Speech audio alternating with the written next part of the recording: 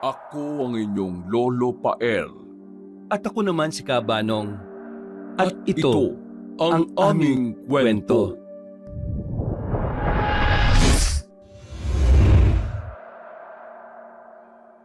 Hindi pa man tumutunog ang kanyang alarm ay maaga nang bumangon si Orlando sapagkat ito ang bilin sa kanya kagabi ng among si Ginang Medinilla. Mukhang abala na naman ang matandang Ginang kaya maaga siyang pinabangon. Ganun naman kasi yun palagi sa tuwing may mga inaasikasong bagay. Pagbangon sa kama ay nagtungo kagad ang 30 years old na bigotilyong lalaki sa banyo para makaligo. Pagkalipas lang ng ilang minuto, lumabas na rin siya kagad sa banyo na nakatapis. Humarap sa salamin bago nagbihis ng damit. Salamat sa Diyos sa panibagong buhay at tiningan na to. Ay nako, ang gwapo mo talaga Orlando. Suwabing-suwabe pa rin ang bigote mo. Mr. Suwabe. Nang handang-handa na ay saglit muna siyang napatingin sa kalendaryo na madalas niyang markahan. Naku, malapit na nga palang fiesta sa amin . Makakapagbakasyon kaya ako sa bahay. Sana naman payagan ako ni Madam. Pero mukhang malabo . Di bali na nga. Ang malaga may pera akong kikitain at ipapadala sa pamilya ko sa probinsya. Nakakapanghinayang lang dahil hindi ko masasaksihan ngayon yung masayang pista sa lugar namin. Sana sa susunod na taon, payagan na ako ni Madam. Subukan ko na rin kayang magpaalam mamaya. Baka sakali lang. Hinimasimas pa niya ang swabing bigote habang nakatingin sa kalendaryo at nag-iisip-isip pa rin. Nang tumunog na ang alarm, ay pinatay niya rin kagad ito. Pagkatapos ay lumabas na siya sa tinutuluyan niyang apartment na nasa likuran lang mismo ng magarang bahay ng kanyang amo, ang pamilya Alcantara. Pagdating sa parking area ay nakita na kagad niya si Ginang Medinilla, ang 65 years old na amo niyang babae. Nakatayo yun sa main entrance ng magarang bahay habang may kinakausap sa hawak nitong cellphone. Kahit may edad na yon, ay hindi pa rin mahahalata sa postura ng matandang babae. Hindi kasi ganun kakulubot ang kanyang balat kahit may kaputlaan ito ng kaunti. Magarang kasuotan nun at elegante talagang tingnan na kapag pinagmasdan ay masasabi talaga ng isang tao na mayaman talaga at karapat-dapat na tawaging Madam. Pagkakita sa kanya na matandang babaeng sopistikada ay nagpaalam na yun sa kausap sa cellphone at saka siya hinarap. Magandang araw, Orlan. Okay na ba ang sasakyan natin? Pwede na ba tayong umalis ngayon? Magandang araw rin po, Madam. Oo, kagabi ko pa po na-check up tong sasakyan. Ihanda ko na rin po para makaalis na tayo. Napakagaling mo talaga at meron kang pagkukusa, Orlan. Hindi katulad ni Anthony na napakakupad. Mabuti na lang at kinuha na siya ng anak kong si Aster. Ayaw ko na talagang nakikita ang taong yun sa taniman ng mga bulaklak. Madam, huwag yun na hong sirain ang magandang araw nyo. Kalma lang ho at huwag yun na hong pakaisipin pa yun. Tama ka nga naman. O siya, sige. Pakikuha mo na nga muna tong bag ko. Sige po, Madam. Akin na ho ang bag nyo at ipapasok ko na sa loob ng sasakyan. Lumapit nga ang bigotilyong lalaki at habang kinukuha ang bag ay bigla namang naagaw ng atensyon niya ang babaeng dumaan sa likod ni Ginang Medinilla. Natigilan siya at napatingin dahil namumukhaan niya yon. Ang babaeng yun ay ang kasambahay na si Aling Dahlia na sinundo niya noong nakaraang 10 buwan kung saan ay kabago-bago pa lang din niya. Halos kasabayan niya ang nasabing Ginang pero ilang beses pa lang yata silang nagkibuan. Si Aling Dahlia ang pumalit naman kay Flora na sinasabing lumayas daw o tumakas sa mismong pagdiriwang ng pista ng mga bulaklak sa nasabing probinsya. Napapakunot ang noo na napatanga si Orlando sa nasabing kasambahay hanggang sa mapansin siya ni Ginang Medinilla na tila titig na titig sa likuran. O bakit? Bakit ka natutulala dyan, Orlan? May problema ba, ha?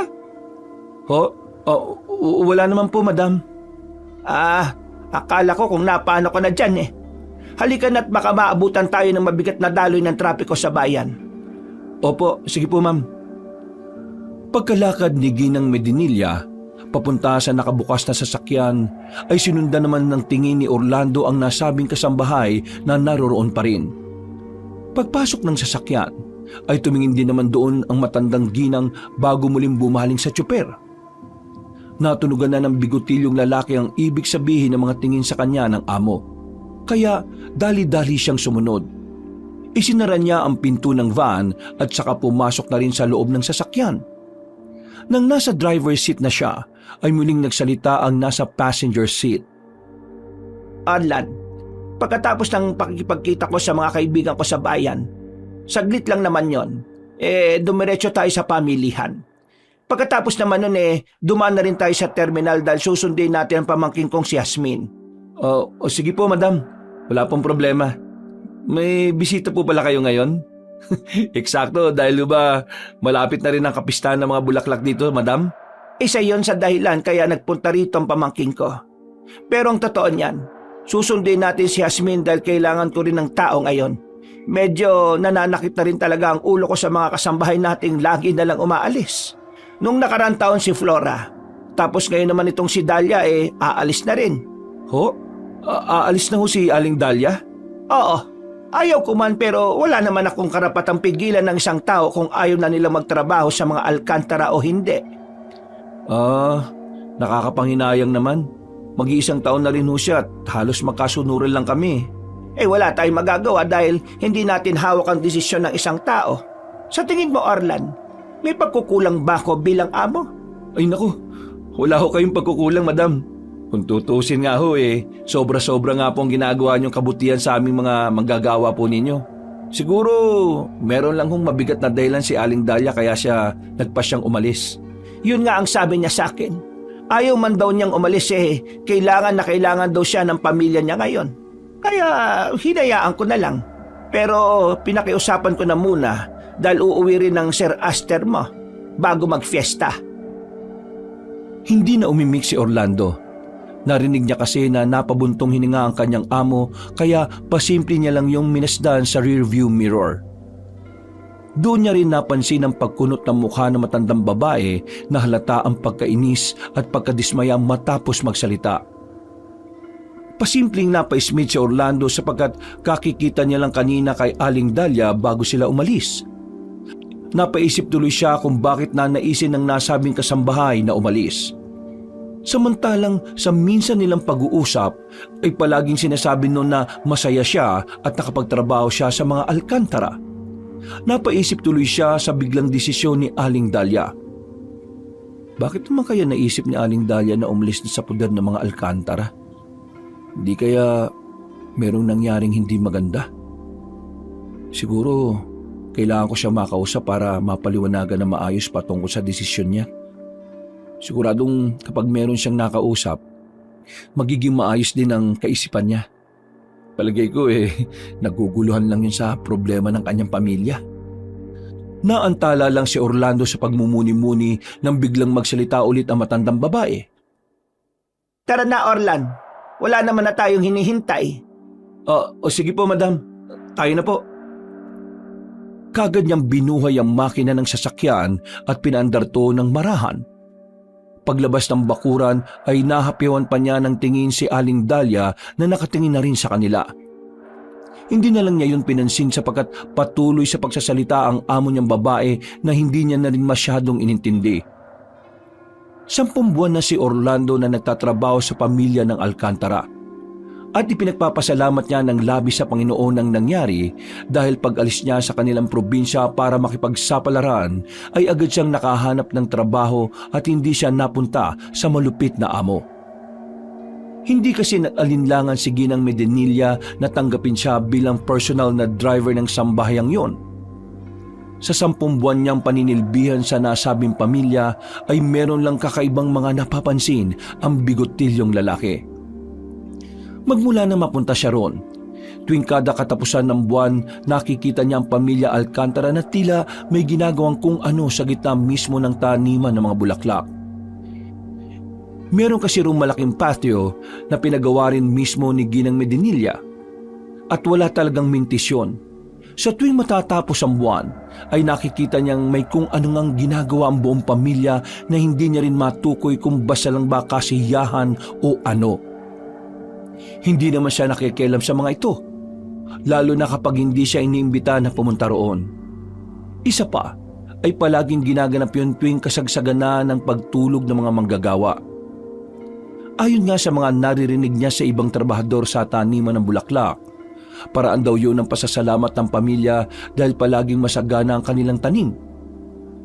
Pero iba ang balita ng mga kasambahay sa loob ng bahay. Minsan na kasi niyang narinig si Aling Dahlia na may kausap nga sa telepono at sinasabing napaka-weirdong araw ng ginagawa ng pamilya Alcantara. Nang maalala ang mga yon, habang nagbabiyahe ay sumagi tuloy bigla sa isip ni Orlando ang tinutukoy ng kasambahay na nagbabalak ng umalis. Hindi kaya may kinalaman yung pag-alis niya dahil sa bagay na yun?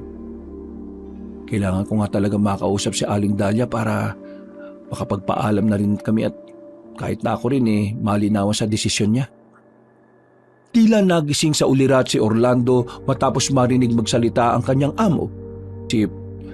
Sa lalim ng kanyang iniisip ay hindi na rin niya namalayan na malapit na pala siya sa pupuntahang lugar. Napalingon siya sa rearview mirror at nakitang ngumiti ang matandang babae. Nako madam, pasensya na malapit na pala tayo. Hindi ko namalayan dahil masyado ako nakafocus sa daan Kaya nga kanina pa rin ako nagkukwento pero parang hindi ka sumasagot at napakaseryoso ng mukha mo. Nako, pasensya na ho talaga madam. Nakatulog ka ba ng maayos, Orlando? Oo naman ho, nakatulog naman po ako na maayos. Pero parang napansin ko na medyo wala ka ngayon sa sarili mo Parang ang lalim pa ng iniisip mo kanina pa. Dahil ba to sa napipintong pag-alis ni Dahlia? Ha? Opo, parang gano'n na nga rin po siguro. Medyo nangihinayang lang po ako dahil aalis na pala si Aling Dahlia. Nakakabigla lang talaga Samantalang nung huli namin pag-uusap masayang masaya pa siya nun. Nagtataka ho talaga ako sa naging desisyon niya ngayon. Ako man din. Kahit papano napamahal pa naman ako sa kanya. Inintindi ko na lang din kung ano man ang sitwasyon niya sa kanila sa probinsya. Pero wala Ganun talaga. Kagaya nga ng sinabi ko, wala naman akong karapatang pigilin ng kahit na sino sa mga tauhan ko na umalis sa poder namin. Nasasayangan talaga ako sa pag-alis niya Nangihinayang ho ba? Ay nako, wag mo nang panghinayangan yung mga bagay na yon. Lahat naman may dahilan. Irespeto na lang natin yon. Kaya ikaw, Orlan, may tiwala ko sa iyo Huwag ka sanang tumulad sa mga kasambahay natin. Huwag mong sayangin ang tiwala na binigay ko sa iyo. Kung aalis ka, dapat magbigay ka naman ng sapat na dahilan para hindi nakakalungkot katulad nitong gagawin niyang si Dahlia. Ay nako madam, mahal na mahal ko po ang trabaho ko dito sa inyo. Sa palagay ko naman wala na rin namang dahilan para umalis ako sa inyo. Maliban na lang kapag kayo na mismo ang nagpaalis sa akin. Bakit mo naman naisip na paalisin kita bilang personal na driver ng mga Alcantara? Ay, baka lang naman madam. Pero lilinawin ko lang ni isang beses hindi sumagi sa isip ko ang gumawa ng kahit na anong kabalbalan. Baka lang po yun ang maisip nyo kaya nililino ko na lang kagad Ay mabuti naman kung ganon. Makakaasa ka na kapag nanatili kang tapat sa pamilya namin, sigurado ko mas maraming pagpapala ang makukuha at darating sa iyo. Pagdating ng asawa kong si Aster at pamangkin kong si Jasmine, iimbitahan ko kayong lahat na makisalo doon sa patio ng taniman ng bulaklak. Ay, salamat po sa tiwala, madam. Sige ho, excited na rin akong makita ulit si Sir Aster, pati na rin yung pamangkin ninyo. Hindi na umimik si Ginang Medinilla. Ngumiti na lang yun bago magpindot-pindot sa kanyang cellphone sapagkat malapit na sila sa destinasyon. Ilang saglit pa nga, nang makapag-park na nga ng maayos si Orlando, ay kaagad lumabas ang sopistikadang matandang babae. Hinatid niya pa yun hanggang sa main entrance ng gusali kung saan nun katatagpuin ng nasabing mga kaibigan at kasosyo sa taniman ng bulaklak. Pagbalik ng bigotilyong tsuper sa van, ay napangiti siya habang naghihintay. Nakaramdam kasi siya ng matinding pananabik matapos maimbitahan mismo ng kanyang amo. Sa tagal niya kasing nagtatrabaho roon, ay ngayon lang siya naaya na makasalo sa magarang pagdiriwang na gaganapin sa patio ng taniman ng bulaklak. Sa totoo lang din talaga, Kahit mag-iisang taon na siyang nagtatrabaho sa pamilyang Alcantara, ay hindi pa rin siya nakalibot sa magarang bahay na mga yon. Hindi naman maigpit ang kanilang amo, pero naiilang silang pumasok sa malang mansyon na bahay. Meron din kasing sariling kusina ang mga manggagawa at ang tanging nakakalibot lang talaga sa loob ng bahay ay ang mga kasambahay na nakatalaga roon. Kahit nga sa taniman ng bulaklak na nasa likod ng magarang bahay ay hindi pa rin siya nakakapasok o nakatagal ng higit 5 minuto. Kung makakapasok man siya sa bakuran ay hanggang sa parking area lang siya. At ang unang beses niyang nakapasok dito ay noong nakaraang taon kung saan kapistahan ng mga bulaklak noon. Katulad ng nasabi na, hindi naman sa bawal subalit pumapasok lang talaga si Orlando sa bakuran ng mga amo kung tawagin siya, pero hindi talaga siya nagtangkang pumasok sa loob mismo ng bahay. Ayaw niya rin kasing mabigyan ng ibang kulay at meaning ang pagpasok sa loob ng bahay ng mga amo. Dadalawang babae lang din kasi ang mga nandun na pareho pang mga kasambahay. Isa na nga roon si Aling Dahlia at ang isa pa ay si Manang Rosa na siyang pinakamatagal ng mayordoma ng mga Alcantara. Kahit nasa tamang edad na, ay masyado pa rin pinoprotektahan ni Orlando ang dignidad niya bilang lalaki. Ito rin ang dahilan kaya naman hanggang ngayon ay wala pa rin siyang girlfriend o asawa. Naisip na lang din niyang kapag nandun na lang ang among lalaki, doon na lang siya papasok-pasok sa magarang bahay para rin maiwasang magkaroon ng mga issue. Uso pa naman din ang tsismisan sa kanila at mas katakatakan ng mga lalaking trabahador pa sa taniman ang nangunguna. Oo nga no, ngayon ko lang napansin na parang ngayon na lang ulit uuwi rito si Sir Aster. Parang tuwing katapusan ko lang siya ng buwan nakikitang umuwi ah. Ang weirdo rin talaga ng pamilya nila oh. Pero ano bang pakialam ko ron? Ang mahalaga napapasweldo nila ako na maayos. Napapakamot pa siya sa ulo matapos din maalala ang kasamahan ding tsuper na ngayon ay personal driver naman ni Ginoong Aster. Wait. Makikita na naman kami ng buraot na Anthony na yun. Makikipagyabangan na naman sa akin yun. Permis. Para malibang-libang sa paghihintay ay tinawagan na lang muna niya ang pamilyang naiwan niya sa probinsya. Nakausap niya kagad ang bunsong kapatid na si Sam na siyang nag-aalaga sa nanay Avila nilang 1 taon na ring na-stroke. Sa tuwing nakakausap niya talaga ang pamilya ay hindi maiwasang mamiss niya ang mga yon. Nagpapakatatag na lang din siya dahil para rin sa mga yon ang ginagawa niyang pagtatrabaho sa malayo. Pagkatapos makausap ang ina at kapatid, ay umidlip-idlip na lang din muna ang bigotilyong lalaki. Magtatatlong oras din siya na naghihintay sa among babae sa parking lot ng gusali bago matapos ang pakikipag-usap noon. Nang dumating nga ang matandang ginang ay inayos na kagad niya ang kanyang sarili. Lumabas siya ng sasakyan at pinagbuksan ng pinto si Ginang Medinilla na pumasok naman rin kaagad ng van. Pagbalik niya sa driver's seat ay napatingin siya ulit sa rearview mirror kasabay ng pagbuhay ng makina ng sasakyan. Madam, okay na ho ba? Oo, Orlan. Saan na po tayo pupunta, madam? Pumunta na muna siguro tayo sa pamilihang bayan. Wala pa raw kasi sa terminal si Hasmin. Mamimili muna ako ng mga ipangahanda sa pagsasalo-salo. Pupunta rin kasi yung mga kaibigan ko kaya dapat marami tayong handa sa pista ng mga bulaklak. Sige ho. Sa pamilihan na ho tayo. Hindi na lang ipinahalata ni Orlando pero medyo nagulat siya sa winikang yon ng kanyang amo. Matagal na rin niyang pinagtatakhan dahil ni isang beses bukod sa kanila ay wala na siyang ibang nakikitang tao na pumapasok sa magarang bahay. Naisip niya nga noon na masyadong malungkot ang buhay ng pamilya Alcantara sapagkat walang nadalaw na kaibigan sa kanila. Napaisip na naman tuloy siya habang nasa kalagitnaan ng pagmamaneho patungo sa pamilihang bayan ng baryo. Mukhang first time ko tong makikita mga kaibigan ni Madam ah. Mukhang ito rin yung unang beses na mapupunta sila sa bahay. Siguradong magiging masaya yung selebrasyon ng pista ng mga bulaklak ngayon. Parang lalo kong nai-excite ah. Bakit parang napapangiti ka dyan, Orlan? Ho? Oh, wala lang po, madam. Huwag yun na lang po akong pansinin.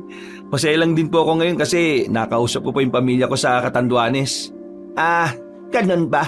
Ay, mainam yan at palagi mo kinukumusta ang mga mahal mo sa buhay. Pero huwag kang ngingiti na mag-isa ha. Baka mapagkamalang kang nawawala na sa sarili. Ay, oo. Matapos yung sabihin ni Orlando ay nagpatuloy na lang siya sa pagdadrive hanggang sa marating na nga nila ang sinasabing pamilihang bayan. Bumaba ulit ang matandang ginang at pinaghintay na lang ang personal driver sa free parking area. At katulad kanina ay naglibang-libang na lang ang bigotilyong lalaki hanggang sa hindi niya namalayan ang mabilis na paglipas ng oras. Napatingin siya sa relo kasunod ng pagsilip din sa kanyang telepono sapagkat nang-ring na ito. Sinagot niya kagad nang rumihistro ang pangalan ng amo niyang babae. Orlan, pakiabangan mo na lang ako ron sa kabilang labasan. Nagpapaalalay na lang ako dito sa mga kargador. Palabas na ako ng pamilihan at medyo marami-rami ang napamili ko. Sige po, madam. Hindi pa man niya natatapos ang pagsasalita ay nag-drop call na kagad ang matandang babae. Napakibit-balikat na lang siya at minanehong sasakyan papunta sa tinutukoy na lalabasan ng kanyang among babae. Habang palapit at natanong na kagad niya si Ginang Medinilla doon sa labas. Kasunod na matandang ginang ang dalawang maskuladong lalaki na buhat-buhat ang mga pinamili. Huminto ang bigotilyong tsuper sa harap noon at kagad bumaba sa sasakyan. Nilapitan niya ang sangkaterbang pinamili na karamihan sa mga yon ay mga karne. Naamoy niya pa ang lansa ng iilan, kaya napailing na lang din siya. Pagkalaon ay isa-isa niya rin binitbit ang mga pinamili habang tumutulong din ng dalawang maskuladong lalaki. Pagkuwan ay napangiti siyang nagtanong sa among babae. Madam, mukhang puro karne na naman tong pinamili niyo ah. Oo, Orlan. Alam mo namang mahilig ang pamilya dyan sa mga karne. At lalo na mga kaibigan kong bibisita. Dinamihan ko ng pamimili dahil ayaw kong mabitin lang kayong lahat sa pagkain. Sana ho, bumili na rin ho kayo ng isda o gulay para naman makatipid-tipid din ho, madam. Ay nako, magagalit lang sa akin ang Sir Aster mo. Sinubukan na namin yan nung nakaraang taon. Nasayang lang din at walang kumain, kaya nagalit ang asawa ko. Pinaalalahanan na nga niya rin ako na wag nang bibili ng isda o gulay para hindi rin masayang o mabulok. Ganun po ba? Sa bagay, kahit sino naman po magagalit kapag nasayang ang pagkain. Masino po pala talaga si Sir Aster pagdating sa pagkain no? Ay nako, sinabi mo pa. Wala yung pinalalampas at sinasaid niya talaga kapag kumakain ng isang buong tao. Ho? Tao? Ang ibig kong sabihin sinasaid niya talaga kapag kumakain ng buuhang karne. Akala ko ho, tao na talaga Ginawa niyo pang aswang si Sir Ay, oo nga. Sige, mauna na akong pumasok sa loob ng van. Sige lang ho, ako na hong bahala rito. Ikakarga ko lang ho ito sa van, itong mga pinamili niyo. Iabot mo na lang tong mga to sa dalawang kargador. Ikaw na bahalang maghati sa kanila. Sige ho. Matapos nilang mag-usap ng among babae, ay nagpabalik-balik na siya sa van upang maisakay ang mga pinamiling karne. Nang matapos na, ay binigay niya rin kagad ang 500 piso sa dalawang kargador na pinaghatian nila bilang tip. Nagpaalam na rin siya at saka umalis na sila sa lugar na yon. So tuwing mamimili talaga sila, ay hindi nawawala ng iba't ibang klase ng karne. Kaya kung minsan ay nauumay na rin si Orlando dahil dito na rin ang gagaling ang kanilang kinakain. Ang naging solusyon ng tsuper sa tuwing magsasawa siya sa lasa ng karne ay bumibili at nag-iimbak na lang din siya ng mga instant noodles at mga dilata para maiba naman ang kanyang panlasa. Kung minsan ay sinasamahan na rin niya ng pag-iimbak ng isda dahil may ref naman sa apartment na tinutuluyan niya. Pati nga daing at tuyo ay nag-iimbak na din siya kung minsan. Okay lang po ba kayo dyan, madam? Baka mangamoy karne na ho kayo dyan sa likod, Ayos naman ako rito. Isa pa nakakarton naman ang mga pinamili natin, kaya hindi agad mangangamoy yan. Salamat sa pag-aalala mo, Orlan. Sige ho. Hindi na umimik ang matandang babae. Ngumiti na lang yon bago isinandal ang ulo para mas maging komportable. Paglabas nila sa pamilihan ay nagtungo na nga silang dalawa sa terminal na higit kalahating oras din ang layo mula roon. Habang nasa biyahe ay napaisip na naman si Orlando patungkol nga sa pamangkin ng kanyang amo. Unang beses niya lang din kasing makikita ang babae. Ayon pa naman kay Ginang Medinilla, kaedad niya ang nasabing babae at single rin yon katulad niya. Naantala lang ulit sa pag-iisip ang bigotilyong driver nang meron nang tumawag kay Ginang Medinilla at hanggang makarating sila sa tapat ng terminal ay kausap na matandang babae ang kung sino mang nasa kabilang linya ng cellphone. Nang matapos na sa pakikipag-usap ay inutos muna ng amo ni Orlando na maghanap na mapagpaparkingan. Nang okay na ang lahat ay nagpaalam na muna ulit ang matandang babae sa kanya. Sinundan na lang niya yun ng tingin hanggang sa mawala na sa kanyang paningin. Parang yung Hasmin na siguro yung kausap ni Madam sa cellphone kanina. Sana hindi na kami masyado maghintay dito. Medyo kumakalam na yung sikmura ko eh. Pagkatapos sabihin yun, ay napatingin siya sa rearview mirror at pinagmasdan ng muka. At dahil walang magawa ay inaliw-aliw na lang niya ang sarili sa pamamagitan ng pagpapapogi. Ayaw niya na kasing lumabas ng sasakyan at maglakad-lakad dahil medyo mainit pa sa labas. Hinimas-himas na lang din niya ang swabing bigote saka ngumiti sa harap ng salamin. Mabuti na lang din ay tumawag ulit sa kanya ang kapatid na si Sam para lang ipakita ang nilalantakan nilang masusustansyang pagkain. Ayos ka talaga, Sam ah. Ang ganda ng timing mo eh. Hindi pa talaga kami kumakain ng amo ko. Yan, nagutom tuloy ako. Lalo na dyan sa pinakita mo. Lakas yung mang-inggit ha. Eh kami, mukhang mamaya pa kami kakain kapag nasundo na yung pamangkin ni Madam eh. Marami pang pinagkwentuhan ng magkapatid at pagkatapos ay nagpaalam na rin kagad sila sa isa't isa dahil tumatawag na nga ulit si Ginang Medinilla. Nagpapasundo yun sa kabilang area. Kagad nga niyang minaneho ang sasakyan papunta roon at sa malayo pa lang ay nakita na niya ang matandang babae na medyo nakasimangot ang pagmumuka. Oh, bakit kaya nakasimangot si Madam? Parang biglang nag-iba yung mood niya ngayon ha. Naku po. Unang beses ko ring makita siyang ganyan ang muka. Paghinto ng van sa tapat ni Ginang Medinilla, ay nagmamadali yung pumasok at hindi na yun hinintay pa ni Orlando na pagbuksan siya ng pinto. Napansin naman kagad ng driver na medyo hindi nga maganda ang mood ng kanyang among babae dahil halos pabalagbag niyang isinara ang sliding door. Madam, aalis na po tayo? Akala ko ba susunduin natin yung pamangkin niyo? Yun nga eh. Ewan ko ba dyan kay Hasmin? Sinabi ko na sa kanya na sa terminal maghintay kung saan-saan pa yata nagpunta kaya hanggang ngayon wala pa pala. Ho? Nasa na raw ho siya? Hindi ko na muna tinanong. Ang sabi ko babalikan mo na lang siya dito. Iniisip ko kasi yung mga pinamili nating karne kaya nagmamadali rin ako makauwi tayo eh. Sige po. Okay lang naman ho kung babalikan ko siya rito. Ang malagay kagad natin sa freezer yung mga karne para hindi mangamoy. Yun na nga pasensya ka na. Babalik ka pa tuloy dito niyan. Ay naku, ayos lang naman ho yun ma'am. Wala na rin naman ho kayong lakad ngayong araw, di ba? Mabuti na lang din talaga, wala. O halika na, at umuwi na muna tayo para makabalikan na rin kagad kung sakaling dumating na siya. Ang sabi kasi ni Hasmin, mga 1 oras pa raw siya bago dumating dito sa terminal. Ayaw ko nang maghintay ng ganong katagal dito at masasayang lang yung oras ko. May gagawin pa rin ako sa taniman kaya kailangan ko rin makauwi kagad. Sige ho. Tayo na ho ma'am. Biyahe na po tayo. Pasensya na pala kung napalakas ang pagsara ko ng pinto kanina ha. Nainis lang talaga ako dyan kay Hasmin eh. Kahit kailan talaga yung pamangkin ko na yan napakapasaway. Ay naku madam. Huwag na ho kayo magpasensya. Valid naman ho yung rason nyo eh. Hayaan nyo na ho at babalikan ko na lang ho yung pamangkin ninyo.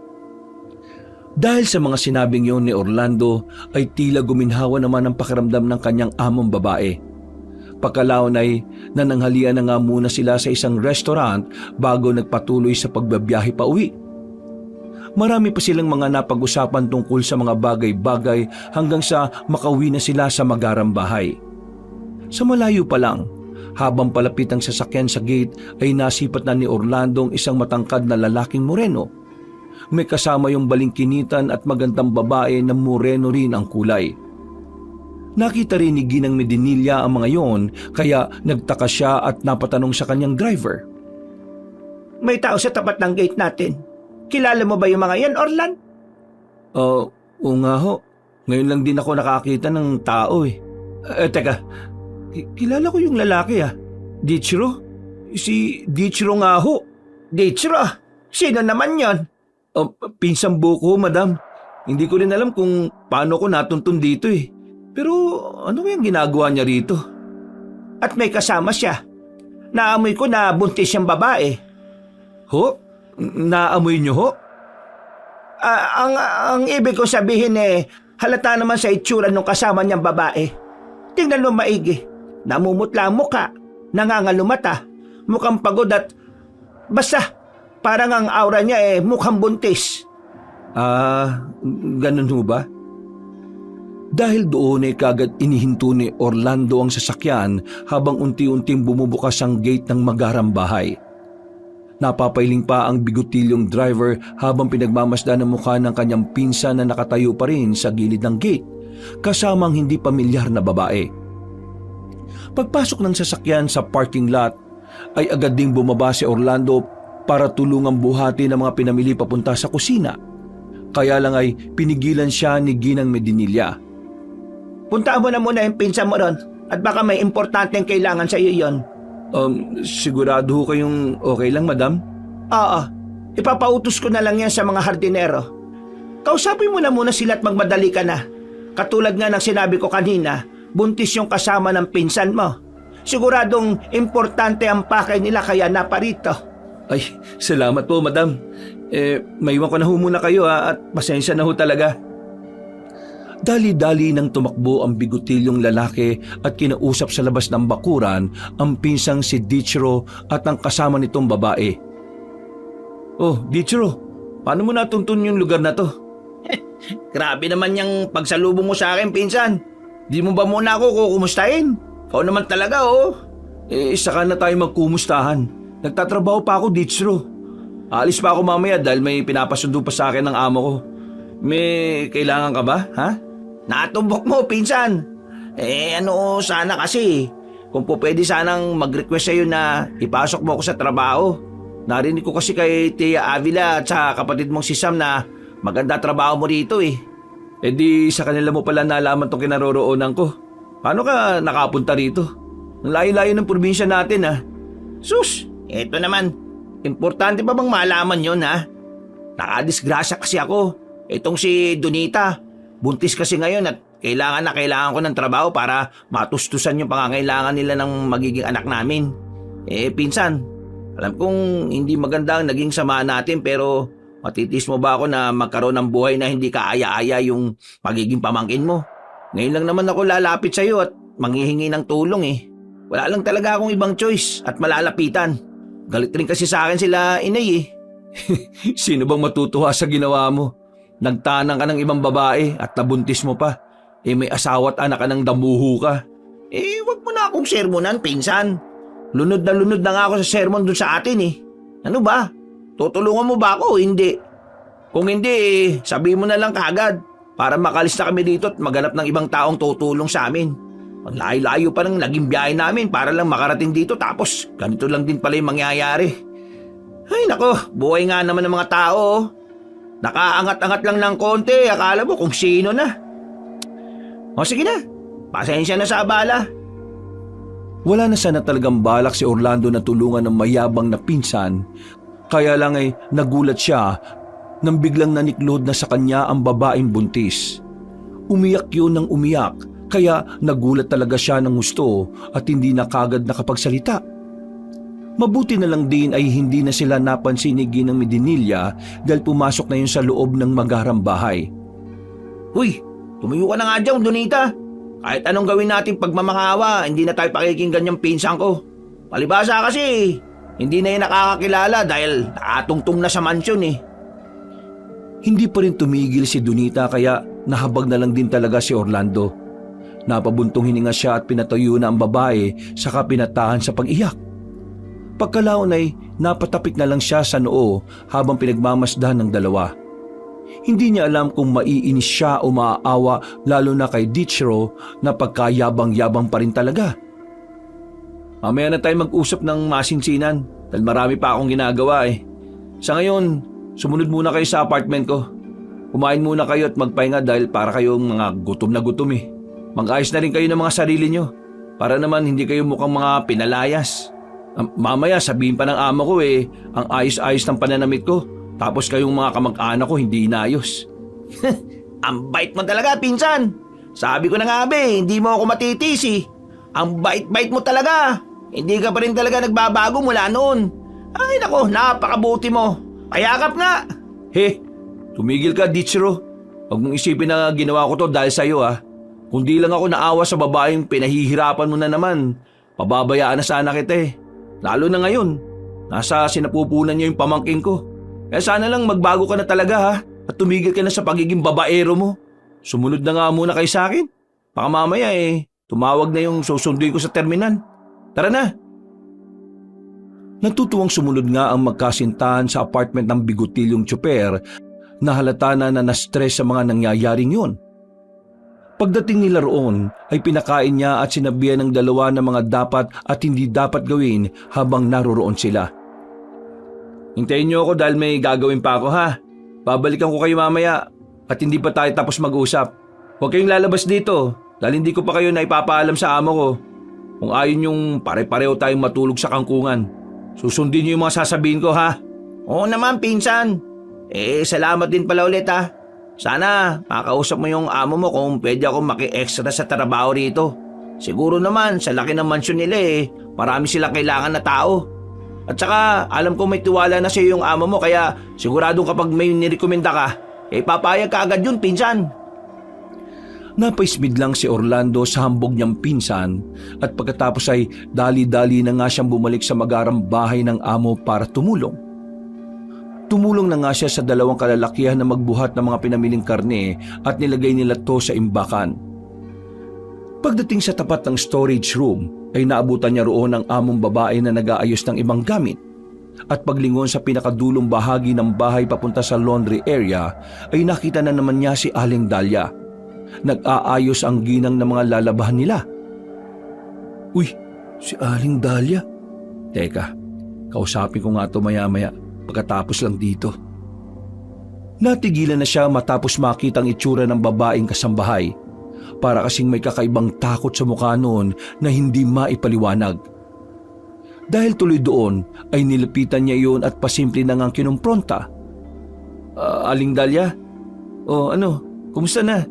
Tagal na rin natin hindi nag-uusap Pumeki ng ngiti ang ginang paglingon kay Orlando. Pagkatapos sumagot ng ayos naman ay nagpatuloy lang yun sa ginagawa. Mag-i-initiate pa sana ng usapan ng bigutilyong tsuper pero tila nagmamadali ang kasambahay. Lumingon pa nga yun kay Ginang Medinilla bago tumango at tumalikod kaya napakibit-balikat na lang si Orlando habang napapabulong na naman.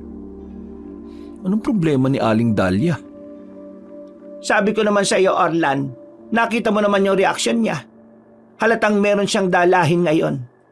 Ilang beses ko na yung tinanong pero hindi naman talaga nagsasalita.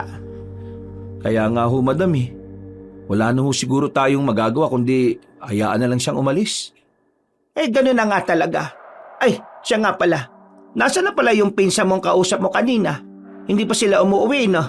Naamoy ko pa kasi yung buntis Ano ho? Naamoy niyo pa ho yung buntis? Ha? Ang sabi ko huwag mo nang pansinin yung sinasabi ko. Napapagod ako sa biyahe hindi bali na. Kung gusto naman muna niyang tumuloy sa apartment mo ayos lang. Basta alam mo naman ng mga ayaw at gusto namin dito, Orlan. Oho, madam. Nandun nga ho sila ngayon sa apartment ko. Hindi pa ho kami masyadong nakapag-usap pero pagkatapos kong sunduin yung pamangkin nyo, kakausapin ko ho na masinsinan yung mga yon. Mukhang may problema yata sa kanila Maigi naman kung ganon. Oo nga pala. Sige na at sunduin mo na si Yasmin.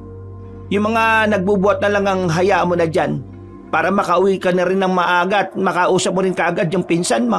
Papasok na rin ako sa loob at may gagawin pa ako. Sige ho, madam. Maraming salamat ho. Pag-alis na matandang babae ay muling napalingon si Orlando sa laundry area kung saan naroon si Aling Dahlia.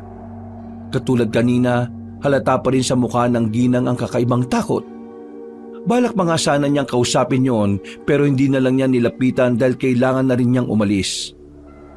Nagbiyahe na nga kaagad siya papunta sa terminal at makalipas ang ilang oras, nasundo na nga niya si Jasmine. Nagulat siya sa itsura ng dalaga dahil in-expect niya na maganda talaga yon. Nasa dugo na rin kasi talaga ng mga Alcantara ang magagandang lahi. Salamat sa pagsundo mo Orlan ang pangalan mo, di ba? Ma'am. Ay nako, wag mo na akong tawaging ma'am. Jasmine na lang. Sabi nga pala sa akin ni Auntie Medinilla, mag-sorry ako sa'yo kasi naabala pa kitang bumalik-balik dito. Ay, Jasmine, wala yun. Trabaho ko rin naman to eh. So paano? Tara na ba? Kung wala na tayong hinihintay, sige na, tara na. Oo, kasi si Sir Aster may sariling driver naman yun eh. Baka mamayang gabi nandun na yun sa bahay. Okay, sige. Tara na nga kung ganun. Nagbiyahe na nga silang dalawa pabalik sa magarang bahay ng mga Alcantara. Inabot din sila ng mag-iisang oras dahil naabutan sila ng mabigat na daloy ng trapiko sa bandang bayan. At dahil doon ay marami silang napagkwentuhan. Napag-alaman tuloy ni Orlando ang maraming bagay tungkol sa dalagang si Jasmine. Kaya pala siya bumalik ngayon sa probinsya para gampanan ng isa sa mahalagang tradisyon ng kanilang pamilya na ginaganap sa gabi ng kapistahan sa baryo ng mga Bulaklak. Hindi na masyadong inusisa ng bigotilyong lalaki ang tungkol sa sinasabing tradisyon ng magandang dalaga dahil nahihiya siya. Naisip na lang niya na siguro ay may kinalaman yun sa pagganap sa pagsasalo-salo doon sa patio na nasa gitna ng taniman. Pasado 6:00 ng gabi, pagpasok ng sasakyan sa bakuran ay may nakita na si Orlando na isa pang sasakyan.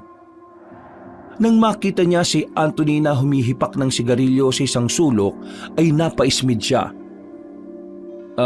Jasmine, mukhang nandyan na yata si Sir Aster oh. Ay, oo nga. Nauna pa sa akin si Uncle.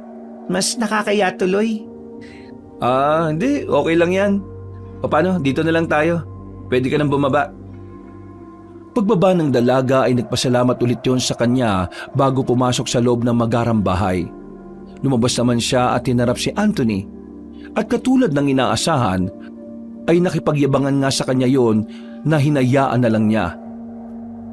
Ilang saglit pa ay nagpaalam na siya dahil sa kanya lang naalala na nasa apartment pala ang isa pang mayabang na pinsan niyang si Dichro. Dali-dali siyang nagpunta roon at habang naghahapunan sila ay kinausap na nga niya ng masinsinan ang pinsan at pinagalitan na rin. Sa gitna ng pag-uusap ay nagulat sila pare-pareho dahil mula sa pintuan ng apartment ay biglang sumulpot sina Ginang Medinilla, Ginoong Aster at Jasmine. Namilog talaga ang mga mata ni Orlando dahil alam niyang hindi naman nagagawi roon ng kanyang amo. Ito ang unang pagkakataon na nangyari yon. Anong ginagawa niyo rito? Naku, pasensya no't medyo magulo. Kakakain lang din namin eh. Kain no, ma'am, sir. Aligagang kinuha ni Orlando ang mga upuan at inabot sa mga amo. Tumulong na rin si Dichro na halatang nagpapa-impress. Ma'am Medinilla, Sir Aster at Jasmine, si Dichro nga ho pala, pinsan ko. Ito naman ho si Donita, kinakasama ng pinsan ko. Magandang gabi mga madam at sir. Salamat sa pagpunta nyo rito sa amin. Pasimpleng napakunot ng noo si Orlando dahil napansin niyang wala sa kanila ang tingin na mag-anak kundi na kay Donita.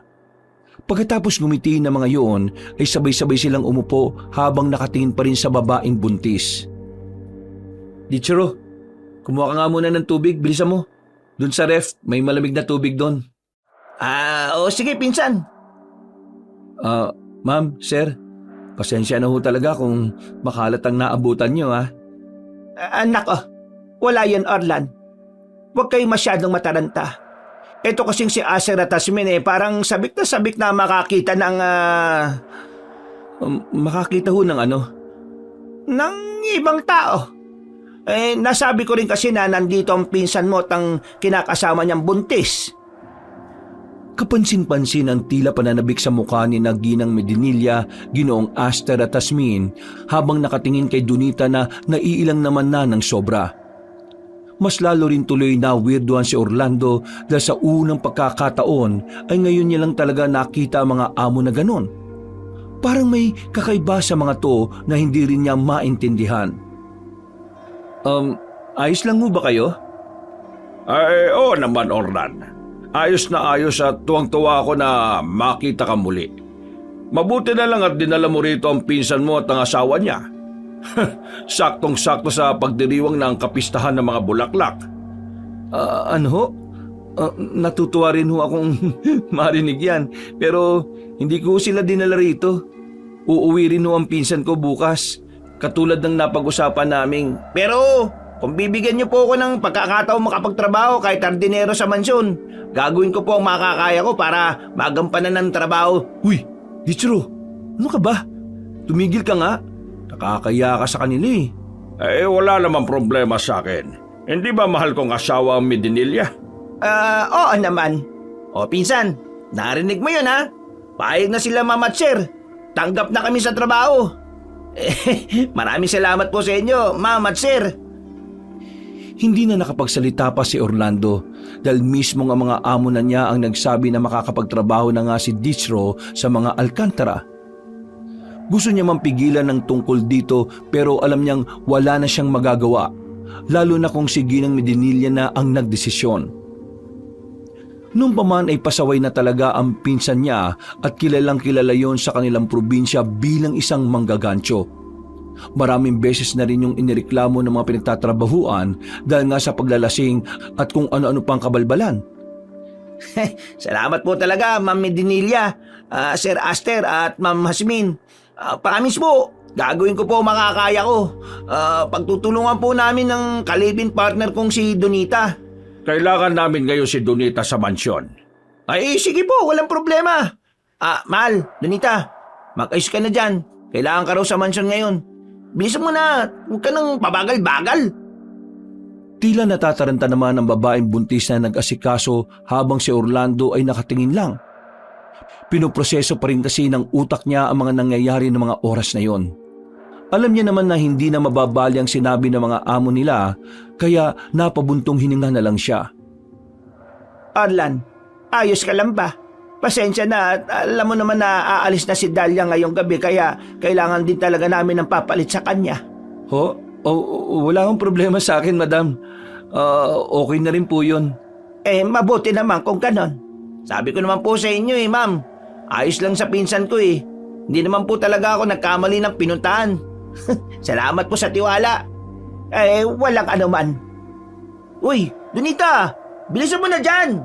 Huwag ka nang pabagal-bagal. Ayaw kong mapapaya tayo sa mga bago nating amo, lalo na rito sa pinsan ko. Tumayo na nga kagad ang mga Alcantara at lumabas na ng apartment. Sumunod naman si Donita na parang napipilitan lang din naman dahil wala na rin naman yung magagawa. Habang pinagmamasdan ni Orlando mga iyong palayo, ay hindi niya rin maiwasang mapaisip. Hindi niya alam kung bakit pero nararamdaman niyang tila merong kakaiba. Bigla na lang tuloy kumabog ang dibdib niya sa hindi malamang dahilan. Naantala lang yon nang tapik-tapikin siya ng pinsang tuwang-tuwa sa mga nangyayari. Pinsan, salamat sa iyo Ang galing mo. Siguro kinausap mo yung mga amo mo para mapayagan kaming makapagtrabaho dito, no? Piruin mo yun, kahit bagong salta lang kami, pumayag ka agad sila. Dahil yun sa'yo, pinsan. Thank you. Tigilan mo nga ako, Dichiro.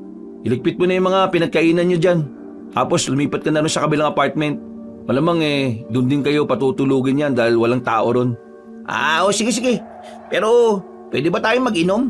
Selebrasyon man lang ba? Mag-inom ka mag-isa mo. Bisa mo nang magligpit dahil inaantok na ako. Nagpunta na nga lang ng banyo ang bigotilyong lalaki para magbanlaw ng katawan. Gusto niya rin kasing mahimasmasan para kahit papaano ay lumamig-lamig ang kanyang ulo dahil kay Dichiro. Paglabas niya ay malinis na ang buong silid at wala na roon si Dichro. Nakahinga siya ng maluwag at kaagad na humiga sa kama dahil na rin sa pagod. Nakatulog siya kaagad at nagising ng mga bandang madaling araw dahil nakarinig siya ng ingay sa kabilang apartment. Nabubugnot siyang napabangon at nang lumabas ng kanilang apartment ay saka naman tumahimik. Ay nako, mukhang araw-araw na ako mabubulaw ng lintik na Dichro na to. Nang pabalik na siya sa loob ng apartment ay narinig niya ang pagsigaw ni Aling Dahlia. Dahil doon ay dali-dali siyang tumakbo papunta sa apartment ng nasabing kasambahay. Naabutan niya roon ang mayordomang si Manang Rosa na tila naalimpungatan din dahil sa ingay. Nawala na rin tuloy ang antok niya dahil sa sigaw na parabang humihingi ng saklolo. Manang Rosa, narinig niyo ba yung boses na sumigaw na yon? Parang boses ni Aling Dahlia yun ah. Sinabi nga ng matandang mayordoma na kagabi pa nakaalis si Aling Dahlia na hinatid pa ni Anthony hanggang sa terminal. Kaya imposible ngang sa kanya galing ang boses na yon. Pero kaboses niya ho talaga eh. Manang Rosa, di ba? Nakakapagtaka naman. Sigurado ako sa narinig ko. Natigilan na rin sila sa pag-uusap dahil bigla ring dumating ang mag-asawang Alcantara. Nakapantulog na mga yon pero napansin ni Orlando medyo may bahid ng putik ang laylayan ng suot ni Ginang Medinilla. Subalit nang ibaling niya ulit ang tingin sa mukha ng mag-asawang amo ay nasabi niya nga tila naalimpungatan lang din ang mga yon. Pero lingid sa kanya ay nagpapanggap lang ang dalawa na kagigising lang. Oh, bakit nasa labas pa kayo, Orlan at Rosa? Ano kasi sir? Parang may narinig lang po akong sigaw. Sabi ko naman sa iyo, mahal, meron nga rin akong narinig. Pero parang ibon yung narinig ko eh. Malakas na huni ng ibon. Ganon din ba yung narinig mo, Orlan? Hindi po ibon eh. Parang tao ho. Ay nako, sige na't magsipasok na kayo sa mga tulugan ninyo. Alam niyo naman na maagang pag-asikaso mamayang umaga dahil sa peste eh. Pero ipapatanong ko sa mga tao ron sa taniman para makasiguro tayo na walang hayop o tao o kung anuman. Sige ho. Naglakad na nga pabalik sa apartment si Orlando subalit hindi talaga siya mapakali kaya naman palihim siyang nagpunta sa taniman ng mga bulaklak na nasa likod ng mansyon. Siniguro niyang walang makakakita sa kanya at pagdating sa bukana ay nagpalinga-linga siya sa paligid. Napakatahimik ng taniman. Tanging ingay ng mga kuliglig lang ang naririnig niya. At kahit madilim, ay naaninag pa rin naman niya ang malawak na taniman dahil sa liwanag ng buwan na tila nagdidilig sa lupain. Napabuntong hininga na lang siya ulit habang iniisip kung totoo nga ba ang narinig kanina o parte lang ng kaniyang guni-guni dahil sa antok. Sigurado kung boses yun ni Aling Dahlia. Pero sabi nga ni Manang Rosa, kagabi pa umalis yung taong yun. Ilang saglit pa nga ay napansin niya mula sa malaking pasyo sa gitna ng taniman na parang may maliliit na liwanag. Nagtago siya sa isang sulok para hindi makita na kung sino mang may dala ng liwanag na yun. At ganun na nga lang ang gulat niya nang makita si Ginoong Aster kasunod ng 4 na tauhan ng taniman. Dinig niyang kinakausap ng among lalaki ang mga yon na pag-igihan kung anuman ang kanilang hinahanap o ginagawa. Siguro pinapacheck na nga ni Sir Aster para makasiguro. Nang mawala na sa paningin niya ang lalaking amo, ay bumalik na rin sa patio ang mga tauhan. Palis na rin sana siya pero nakita niya naman bigla si Jasmine na galing din sa patio. Natigilan tuloy siya at napatingin sa mayuming dalaga. Anong ginagawa ni Jasmine sa taniman ng ganitong oras? Napansin niyang tila may kung anong pinupunasan ng dalaga sa bibig niyon, kaya napakunot siya ng noo. Dahil medyo may kalayuan kaya hindi niya na rin masiguro kung ano ang nakitang mantsa sa mga damit at ilang bahagi na katawan ng nasabing babae. Nadulas ba siya sa putikan? Naudlot siya sa pagsasalita at biglang napatago ng wala sa oras dahil tumingin sa gawin niya si Jasmine. Huminto yun at matagal na tumitig hanggang sa nagtuloy-tuloy na rin papasok sa loob ng magarang bahay. Sa hindi malamang dahilan ay nakaramdam ng kakaibang takot ang bigotilyong tsuper. Mabilis na gumapang ang kilabot na yun sa buo niyang pagkatao kaya dali-dali na nga niyang nilisan ang lugar. Eksaktong pagkapasok pa niya sa apartment ay bigla na lang siyang nakarinig ng malakas na alulong ng aso. Nang ilabot siya habang punong-puno pa rin ng pagtataka. Wala naman kasi silang alagang aso sa buong lupain. Nang ilabot na naman siya at ramdam na ramdam niya ang pagtayuan ng mga balahibo sa buong katawan. Aso ba talaga yun? Parang hindi. Ano ba itong mga kawirduhang nangyayari ngayon? Naiga na lang siya sa kama at nagdasal ng taimtim hanggang sa makatulog nga siya ng mahimbing. Kinabukasan ay nabulaho siya dahil merong malakas na kumatok sa pinto. Nagmamadali na sana siyang bumangon pero nang marinig ang boses ng bagong saltang si Dichro ay napakunot-noo siya. Pinsan! Pinsan! Pabuksan naman ang pinto! Gising na, pinsan! Bilis! Ay, ano ba? Diyos ko naman, oh. Pinarurusahan yata ako ng Diyos, eh. Walang gana niyang pinagbuksan ng pinto ang mayabang na pinsan at pagkakita rito ay tinamlayan niya lang yun ng tingin. Dichro, ang aga-aga mo naman mga istorbo, eh. Alam mo bang halos hindi ako nakatulog magdamag, ha? Tapos ang ingay-ingay niyo kagabi. Kalabugan kayo ng kalabugan sa kabilang apartment. Para kayong mga walang kapitbahay, ah. Anong kalabugan kami ng kalabugan? Eh ako lang naman ang nasa kabila kagabi pa. Hindi pa nga yata umuwi si Donite. Ha? Oo nga. Kaya nga kita kinakato kasi magpapasama na ako sa iyo na pumunta sa mansyon. Nakakaya kasi kung ako lang ang pupunta ron. Pagtatanong ko lang kung umuwi na ba si Donita o baka maaga lang gumising. Sige. Saglit lang. Magbibihis lang ako.